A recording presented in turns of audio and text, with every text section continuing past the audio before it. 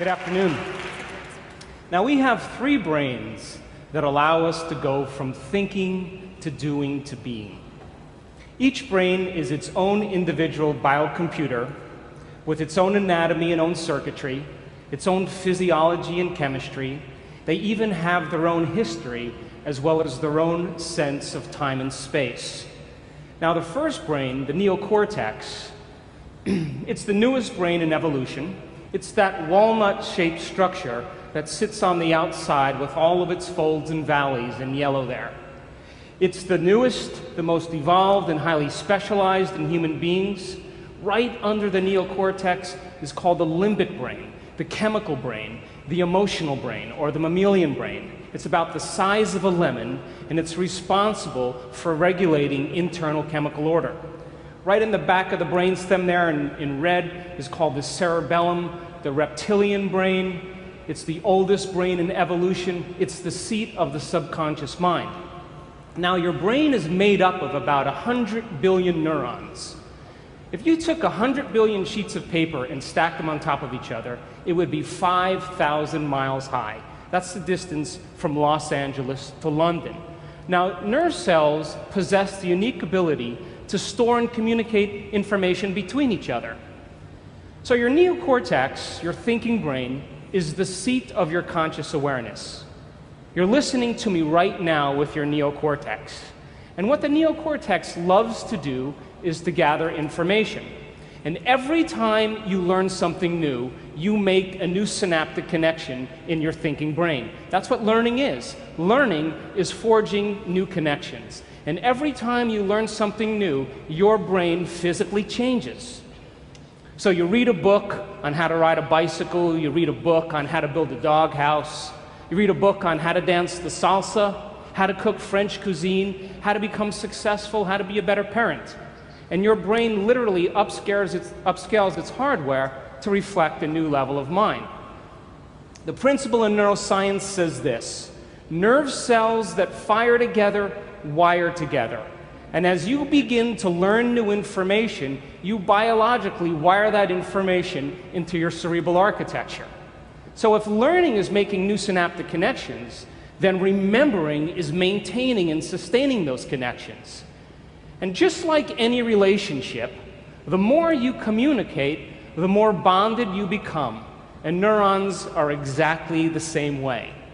Now, once these neurons begin to fire and wire together, they actually form networks, what neuroscientists call neural networks. Now, neural networks are just gangs of neurons that have fired and wired together to form a community of neurosynaptic connections. It could be related to an idea, a concept, a memory, experience, a skill or behavior and action. But these networks actually have an electrochemical component.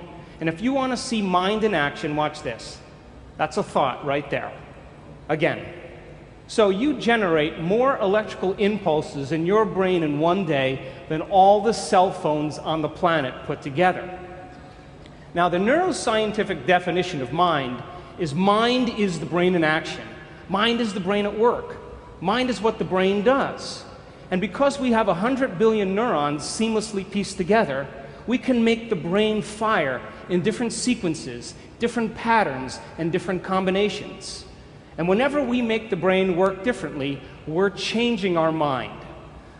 So once you've understood something intellectually, theoretically, once you've understood something philosophically, if you take what you intellectually learned in your thinking brain and you apply it, you personalize it, you demonstrate it, it means you're going to have to modify your behavior in some way.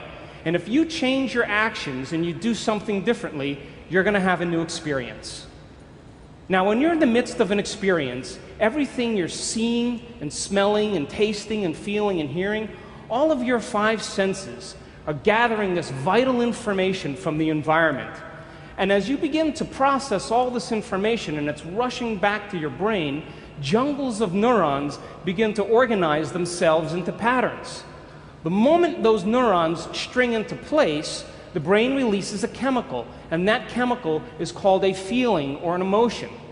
So experience then enriches the circuitry in your brain neurologically, but then it produces a chemical that's released in the second brain called the limbic brain, or the emotional brain. So you can remember your first kiss. You can remember graduating from college. You can remember the birth of your first child. You can remember finishing a marathon.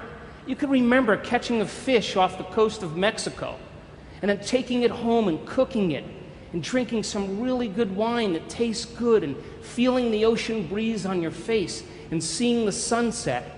And we could say that you were altered from that experience. The problem is, you can't remember what you had for dinner the night before. That's because routine lulls the brain to sleep. So a great example of this then is most Americans can remember exactly where they were on 9/11. You can tell me who you were with, what time of day it was, and what you were doing. We could say then, when you were in the midst of that moment or that experience, everything you were seeing and hearing changed your internal chemical state. And the moment you felt altered in some way internally, your brain perked up and you paid attention to whoever or whatever caused it. And that event, in and of itself, is called a memory. Now, let's say you read the book called From Forgiveness to Compassion to Unconditional Love. And this book had inspired you, so much so that you decided to read it twice. And as you began to review this information in your mind and contemplate on it and self-reflect, you begin to cause those neurons to form into networks to reflect a new level of mind. You find yourself in the shower thinking about it. You're driving to work and you're contemplating these concepts. You begin to talk to your friends about what you learn, and you're beginning to develop long-term relationships in those neurons. And all of a sudden, you're moving around your office and you're saying, you know, you need to be more compassionate, you know? Wow. And someone else, you say, you need to forgive. Everybody is impressed with your knowledge. They're knocking on your office door and they're asking you to administer to them, and you're resolving everybody's problems. Things are going really well. And all of a sudden, you're driving home from work, and you get a call on your cell phone, and it's your spouse. And your spouse tells you that they forgot to mention in the morning that it's your mother-in-law's birthday. And you pull over on the side of the road and you think, I hate my mother-in-law. She hurt my feelings 10 years ago. She tells the same stories over and over again. And you begin to remember that you had some pretty stressful moments that branded you emotionally from your past with your mother-in-law. Now, stress is when your body's knocked out of homeostasis. Stress is when your body's knocked out of balance. Now, when you see a lion, you begin to turn on a primitive nervous system. But it doesn't even have to be a lion. You could see your mother-in-law, and it produces the same exact effect. Now, let's go one step further. It doesn't even have to be the physical appearance of your mother-in-law. You can begin to think about certain things and auto-suggest, and you can turn on the stress response just by thought alone. Now, your body is your unconscious mind. It does not know the difference between the actual experience in reality that produces the emotion and the emotion that you fabricate by thought alone. To the body, it believes it's in that experience.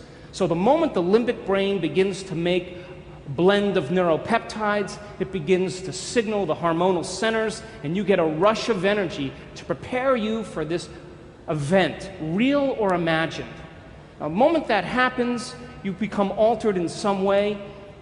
The fight or flight nervous system causes your pupils to dilate, your mouth gets a little dry, all of a sudden your heart rate begins to change, your respiratory rate changes, and blood is being sent to your extremities, and now you're prepared to either do battle with your mother-in-law or never go to the dinner, to stay and run, stay and fight, or to run.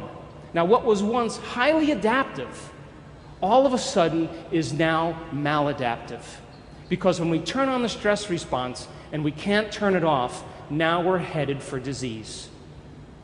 So then you're sitting on the side of the road, and then you think, I read the book on compassion. Damn. And the moment you begin to think about what you have to do, something very natural happens. You begin to think about what you were thinking about. You begin to pay attention to how you're reacting. You begin to notice how you're feeling. And that concept in neuroscience is called metacognition. We can observe who we're being. And because we can observe who we're being, it means we could modify our behaviors to do a better job in life. So now the frontal lobe is the seat of your awareness. It's the home of the you and the me.